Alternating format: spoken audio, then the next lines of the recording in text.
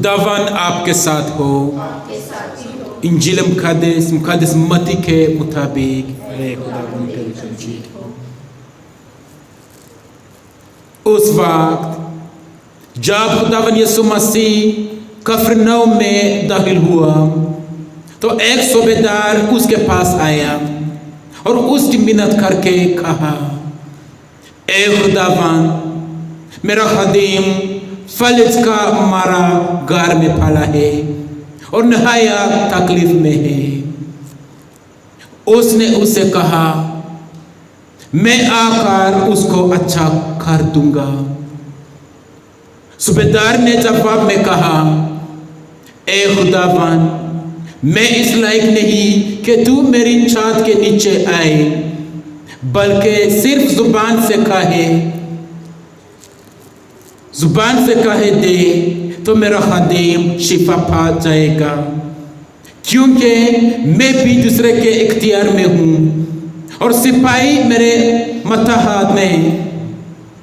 और जब एक से कहता हूँ कि जा तो वो जाता है और दूसरे से के आ तो वो आता है, और अपने नौकर से कि ये कर तो वो करता है। यीशु ने ये सुनकर ताज्जुब किया और पीछे आने वालों से कहा, मैं तुमसे सच कहता हूँ कि मैंने इस्राएल में भी ऐसा ईमान नहीं पाया। और मैं तुमसे कहता हूँ कि बोतरे पूरब और पश्चिम से आकर इब्राहिम और इशाक और याकूब के साथ आसमान की बादशाहत की ज़ियाफत में शरीक होंगे, मगर बादशाही के फरजान बाहर के अंधेरे में डाले जाएंगे, वहाँ रोना और दांतों का बजना होगा। था यीशु ने सूबेदार से कहा, जा, जैसा तेरा ईमान है तेरे लिए वैसा ही हो। और उसी घड़ी गुलाम अच्छा हो गया। इंजील मुक़द्दस के वसीले से हमारे गुनाह माफ किए जाएं।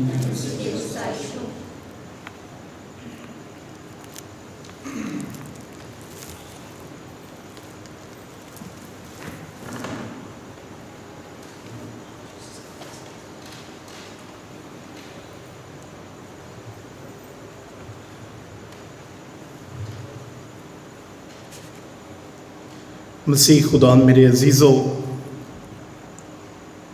आज की ये खूबसूरत अंजील जो कि सूबेदार के ग़ुलाम की शिफा के बारे में है,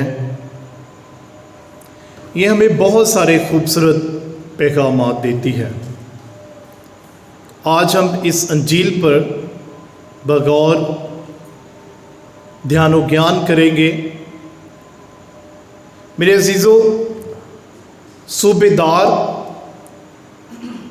रोमी हुकूमत में इसको फ़ौजी अफसर का जो है लक़ब दिया जाता था। उसका ओहदा जो है एक फ़ौजी अफसर के बराबर होता है, और ये तकरीबन 150 लोगों पर जो है अफसर होता है, और इसका काम 150 लोगों को जंग के लिए तैयार करना, और जितने भी जंग के दौरान या उस इलाके का जो नज़्म व ज़ब्त है वो इस सूबेदार के हाथ में होता था।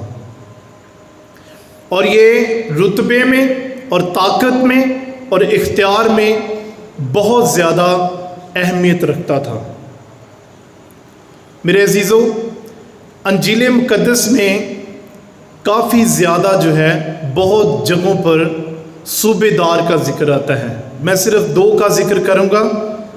जब खुदाम यीशु मसीह सलीब पर अपनी जान कुर्बान करता है तो जो खुदाम यीशु मसीह की पसली को नेज़ा मारकर छेदता है वो भी एक सूबेदार होता है। और जब वो खुदावन की पसली को नेज़ा मारता है तो जब खून और पानी उससे बह निकलता है तो वो खुदावन यीशु मसीह का इकरार करता है कि बेशक ये खुदा का بیٹا ہے۔ اسی طرح جب ہم رسولوں کے اعمال اور اس کرنتھیوں کے نام خط کا مطالعہ کرتے ہیں رسولوں کے اعمال کا، تو اس کے 10ویں باب کی 22ویں آیت میں لکھا ہے کہ وہاں پر ہمیں کرنیلیس کا ذکر ملتا ہے۔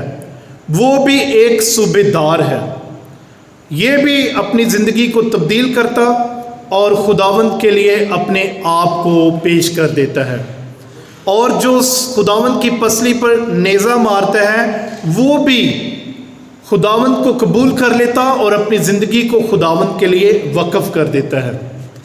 تو جس صوبیدار کا ذکر آج ہم انجیل مقدس میں سنتے ہیں، یہ صوبیدار نہایت ہی حلیم اور فروتن اور عاجز اور انکساری سے بھرا ہوا صوبیدار ہے۔ اور یاد رکھیں اس کا ایک غلام ہے۔ صوبیدار جو ہے وہ غیر قوم سے ہے، وہ رومی ہے، اور جو اس کا غلام ہے وہ ایک یہودی ہے۔ اور ایک غیر قوم کا شخص، ایک صوبیدار، ایک سپاہی، ایک آفیسر جو ہے وہ اپنے غلام کے لیے، اپنے غلام کی شفا کے لیے بادشاہوں کے بادشاہ اور خداوندوں کے خدا کے پاس آتا ہے۔ اس کا غلام سخت بیمار ہے، پر وہ اس کی شفا کے لیے یسوع سے التجا کرتا ہے، حالانکہ رومی حکومت میں غلام کی کوئی حیثیت نہیں ہے، نہ غلام کے کوئی حقوق ہے، نہ ہی غلام کی کوئی زندگی ہے، بلکہ مالک جو اس وقت کا تھا وہ اپنے غلاموں پر ظلم اور تشدد کرتے تھے۔ اگرچہ ان کے غلام بیمار ہو جاتے تو وہ ان کو مرنے کے لیے چھوڑ دیتے تھے، کوئی ان کی کیئر نہیں کی جاتی تھی، ان سے بہت زیادہ محنت اور مشقت کروائی جاتی تھی، اور ان کی کسی بھی قسم کی جو ہے وہ تماداری نہیں کی جاتی تھی۔ لیکن یہ ایسا غلام ہے جس کا مالک اس کی فکر کرتا ہے، اس سے محبت کرتا ہے، اور اس دور میں غلام خریدے جاتے تھے، ان کی بولیاں لگتی تھی، اور جس مالک کو جس غلام کے دام زیادہ ملتے تھے اس کو جہاں منافع ملتا تھا وہ اپنے غلام کو آگے بیچ دیتا تھا۔ لیکن یہ صوبیدار اپنے غلام کو بچانے کے لیے، اپنے غلام کی شفا کے لیے نہایت ہی دوستانہ کردار ادا کرتا ہے، یہ ہمدردی کا اظہار کرتا ہے، یہ رحم دلی کا اظہار کرتا ہے اور محبت سے کام لیتا ہے۔ وہ خود اپنے غلام کی شفا کے لیے مسیح خداوند سے التجا کرتا ہے، کیونکہ وہ اپنے غلام سے کیا کرتا ہے؟ پیار کرتا ہے اور اس کا خیال کرتا ہے، اور اس کی شفا کے لیے مسیح خداوند سے گزارش کرتا ہے۔ آج کی انجیل میں نہ صرف صوبیدار اپنی حلیمی اور فروتنی کا مظاہرہ کرتا ہے، بلکہ وہ غیر قوم سے ہونے کے باوجود مسیح خداوند پر اپنے غیر معمولی ایمان کا بھی اظہار کرتا ہے، اور کیا کہتا ہے؟ کہتا ہے کہ اے خداوند میرا غلام فالج میں پڑا ہوا ہے، اے خداوند میرا غلام فالج میں پڑا ہوا ہے، تو اسے شفا دے۔ اور خداوند یسوع مسیح اس کے دل کو، اس کی اس رحم دلی کو دیکھتا ہے، اور خداوند کہتا ہے کہ میں تیرے گھر میں آؤں گا اور اسے کیا دوں گا؟ شفا دوں گا۔ میں تیرے گھر میں آؤں گا، اسے کیا دوں گا؟ شفا دوں گا۔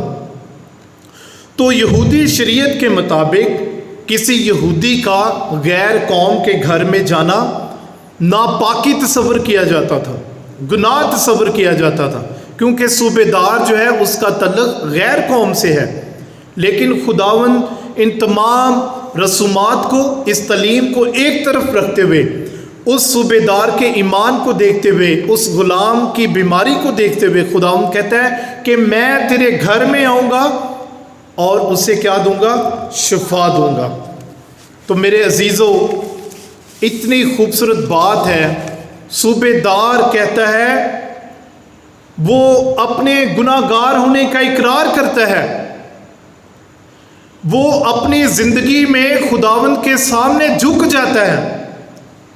وہ خود آفیسر ہے دنیاوی طور پر، لیکن پھر بھی حلیم اور فروتن بنتا ہے غیر قوم سے، لیکن پھر بھی خداوند کے سامنے کہتا ہے کہ اے خداوند میں اس لائق نہیں کہ تو میری چھت کے نیچے آئے، لیکن صرف تو کہہ دے تو میرا غلام شفا پائے گا، لیکن صرف تو کہہ دے تو میرا غلام اچھا ہو جائے گا.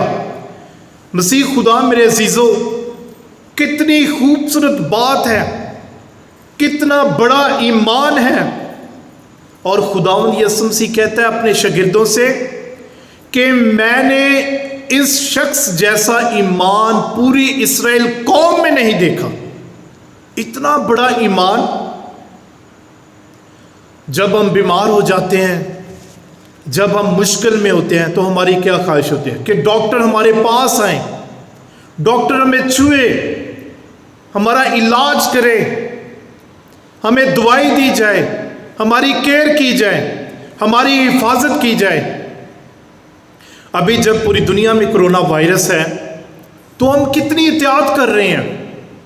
کسی کو چھو نہیں سکتے، کسی سے ہاتھ نہیں ملا سکتے، کسی کے گھر میں نہیں جا سکتے، کسی سے آپ ملنے نہیں جا سکتے، کوئی آپ کے گھر نہیں آ سکتا، آپ گرجا گھر میں نہیں جا سکتے، آپ عبادت گاہوں میں نہیں جا سکتے. کیوں؟ کہیں مجھے یہ مرض نہ لگ جائے، کہیں مجھے یہ بیماری نہ لگ جائے، کہیں میں دوسرے سے میں بیمار نہ ہو جاؤں، کہیں کرونا اور زیادہ پھیل نہ جائے. لیکن کسی ڈاکٹر کے پاس، کسی سائنسدان کے پاس، کسی کے پاس یہ علاج ابھی تک نہیں ہے. تو یہاں پر ہمیں خوبصورت مثال ملتی ہے. ایک مالک اپنے غلام کے لیے، اس کی شفا کے لیے خداوند کے پاس آتا ہے اور کیا کہتا ہے کہ اے خداوند میں اس لائق نہیں کہ تو میری چھت کے نیچے آئے، لیکن صرف تو کہہ دے تو میرا غلام کیا کرے گا؟ شفا پائے گا. میرے عزیزوں، خداوند یسوع مسیح کے چھونے میں بھی شفا ہے. وہ قادر مطلق ہے، وہ خداوندوں کا خدا ہے. وہ صرف کہہ ہی دے تو اس کے کہنے میں بھی شفا ہے، کلمے میں شفا ہے. جب ہم تکوین کی کتاب میں کو پڑھتے ہیں تو وہاں پر لکھا ہے اور خدا نے کہا کہ آسمان بنے تو آسمان بن گیا. جب خدا نے کہا زمین ہو تو کیا ہو جاتی ہے؟ زمین ہو جاتی ہے. خدا نے کہا دن ہو تو دن ہوا، خدا نے کہا رات ہو تو رات ہوئی. یعنی خدا کے کلمے میں، اس کے منہ سے جو کلمہ نکلتا ہے، وہ جو کلام کرتا ہے، وہ جو کہتا ہے وہ ہو جاتا ہے. وہ جو کہتا ہے وہ ہو جاتا ہے. اس نے صلیب پر ڈاکو سے کہا کہ آج ہی تو میرے ساتھ فردوس میں ہوگا، تو وہ کہاں گیا؟ خداوند کے ساتھ فردوس میں گیا. ابتدا میں کلمہ تھا، کلمہ خدا کے ساتھ تھا، کلمہ ہی متجسد ہوا، کلمہ ہی خدا تھا اور کلمہ ہی متجسد ہوا اور ہمارے درمیان سکونت پذیر ہوا. سب کچھ اسی کلمے کے وسیلے سے پیدا ہوا ہے. اور آج وہی کلمہ جب مسیح خداوند کے منہ سے نکلتا ہے تو میرے عزیزو، یسوع مسیح کے کلمے میں سب سے بڑی جو شفا ہے یسوع مسیح کے کلمے میں، کلام میں ہے. یہیں جب پاک الطار پر کاہن وہی کلمہ ادا کرتا ہے، جب کاہن روٹی لیتا اور مے کے پیالے کو لیتا اور اس خداوند کے کلمے کو ادا کرتا ہے جو مسیح نے کہا، تو وہی روٹی اور وہی عام مے خداوند کے بدن اور خون میں تبدیل ہو جاتی ہے. تو شفا کس میں ہے؟ کلمے میں، کلام میں. معجزہ کس میں ہے؟ کلمے میں، کلام میں جو خداوند کے منہ سے نکلتا ہے. تو میرے عزیزو، آج ہمیں غور کرنے کی ضرورت ہے کہ کوئی بیماری، کوئی دنیا کا دکھ اور تکلیف، نہ کوئی ہیپاٹائٹس، نہ کوئی دل کے مریض، نہ کوئی شوگر، نہ کوئی بلڈ پریشر، سب کچھ خداوند کے نام سے جاتا ہے. بانجھ پن ختم ہو جاتا ہے، اندھے دیکھتے ہیں، لنگڑے چلتے ہیں، کوڑی پاک اور صاف ہوتے ہیں، مردہ خداوند یسوع مسیح کے نام سے زندہ کیے جاتے ہیں. यहाँ खुदावंद यीशु मसीह सूबेदार का ईमान देखकर कहता है कि जा, जैसा तेरा ईमान है वैसा ही हो। जा, जैसा तेरा ईमान है वैसा ही हो। ये खुदावंद ने कलमा अदा किया और इंजील मुकद्दस में लिखा है, और उसी वक्त उसका गुलाम अच्छा हो गया। और उसी वक्त उसका गुलाम अच्छा हो गया। मेरे अजीजों, अशाया नबी कहता है कि देखो एक कुंवारी हामला होगी और एक बेटा जनेंगे और वो उसका नाम इमैनुएल रखेंगे, जिसका तर्जुमा है कि खुदा हमारे साथ है। इमैनुएल हमारे साथ है। खुदावंदों का खुदा, बादशाहों का बादशाह यीशु अल मसीह हमारे साथ है। वो हमारे साथ चलता फिरता उठता बैठता है। वो हमें अकेला नहीं छोड़ता। तो मेरे अजीजों, जब तक इमैनुएल हमारे साथ है तो हमें डरने की जरूरत नहीं है, हमें घबराने की जरूरत नहीं है। कलाम में लिखा है कि कोई आफत, कोई वबा तेरे नजदीक ना आएगी। अगर 10,000 भी तेरे नजदीक गिर जाएं तो वो तेरे नजदीक ना आएगी। मेरे अजीजों, इस वक्त कोरोना वायरस की वजह से हम सब अपने घरों में तकरीबन कैद हैं। हम आज़ादी के साथ कहीं नहीं आ सकते। हम गिरजा घरों में, इबादत गाहों में खुशी के साथ या आज़ादी के साथ नहीं आ सकते, क्योंकि हमें डर है कि कहीं कोरोना की वजह से हम ये वबा हमें ना लग जाए या हमारे ख़ानदान को ना लग जाए। लेकिन आज ये खूबसूरत कलाम हमें ये पैगाम देता है कि जिस तरह सूबेदार का गुलाम अपने घर में था, अपने घर में मौजूद था, वो खुदावंद के पास नहीं आया, ना खुदावंद उसके पास गया, लेकिन उसने खुदावंद के कलमे से शिफा पाई। उसने खुदावंद यीशु मसीह के नाम में शिफा पाई। उसने खुदावंद यीशु मसीह के रहम का, खुदावंद यीशु मसीह के फजल का, खुदावंद यीशु मसीह की बरकत का घर बैठे तजर्बा किया और वो अपने फालज से ठीक हो गया।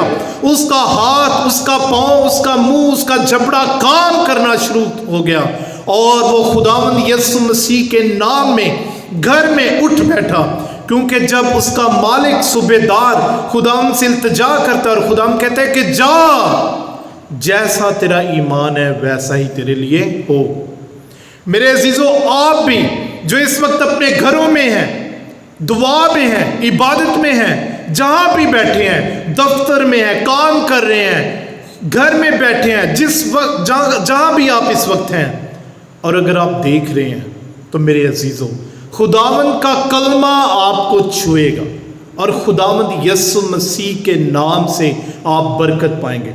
कोई वबा आपके नज़दीक नहीं आएगी, कोई बला आपके नज़दीक नहीं आएगी, कोई बीमारी आपके नज़दीक नहीं आएगी, क्योंकि आपका भरोसा, आपका ईमान यीशु अल मसीह पर है। मेरे अजीज़ों, आज हमें अपना आप खुदावंद के सुपुर्द करने की ज़रूरत है। आज हमें उस सूबेदार की तरह अपने आप को हलीम और फरोतन करने की ज़रूरत है।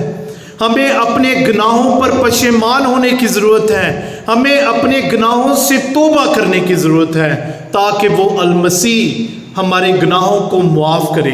हमारी हलीमी, फरोतनी, आजी को देकर हमारे घरों में जब हम मौजूद हैं तो खुदा अपनी शिफा को, अपनी बरकत को कसरत से हम पर नाज़िल फरमाए और हम सबको महफूज करें। आए